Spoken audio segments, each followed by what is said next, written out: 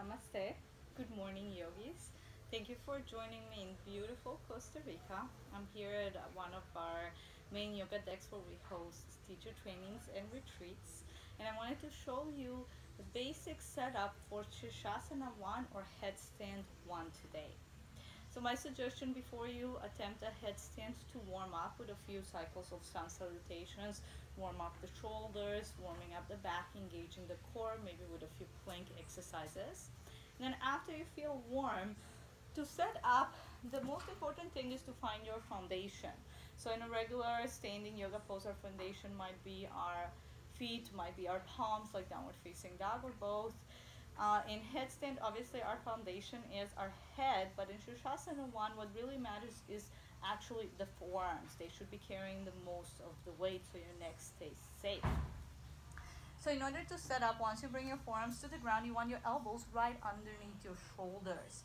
The best way to check that, besides obviously looking if you're not sure, is to grab opposite armpit with opposite hand. That's what's going to bring your elbows in line. They have this tendency to flare out, so you want to engage your shoulders for them to stay in place.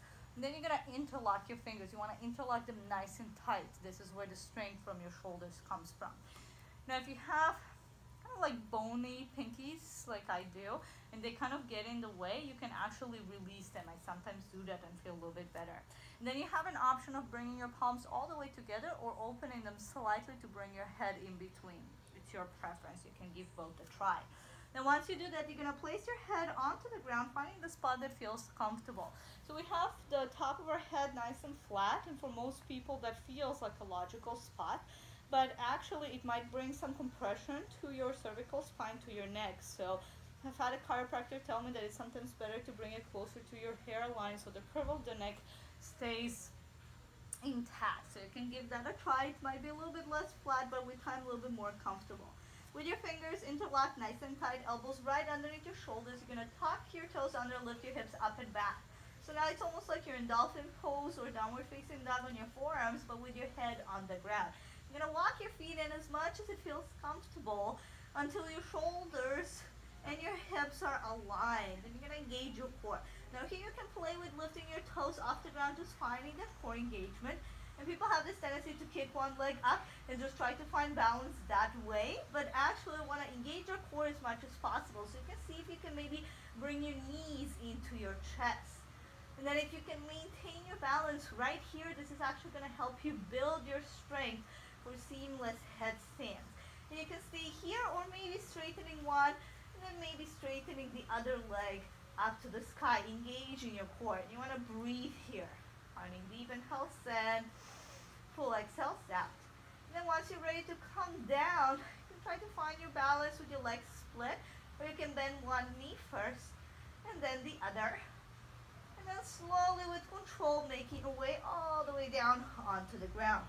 After your inversion, take a little bit of a break in child's pose. Closing your eyes and simply breathing here. Deep full inhales in. Full complete exhales out.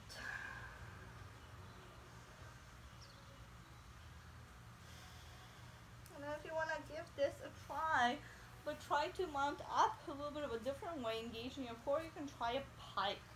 So again, interlocking your fingers, shoulders are nice and engaged. Bring your head to the ground in a position that feels comfortable. Your head is close to your palms.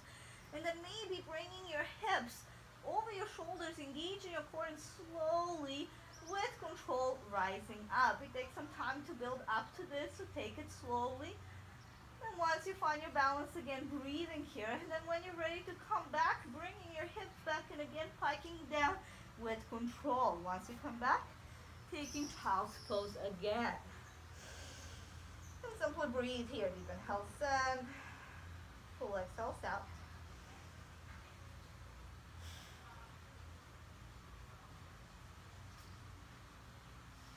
Rising up slowly with control whenever you feel ready. Make sure you relax your shoulders, maybe interlocking the fingers behind your back, stretching them out a little bit, giving them some love. They worked hard. And then from here, practicing your headstands each and every day until you feel more and more comfortable and more confident. Thank you for being here today. Namaste.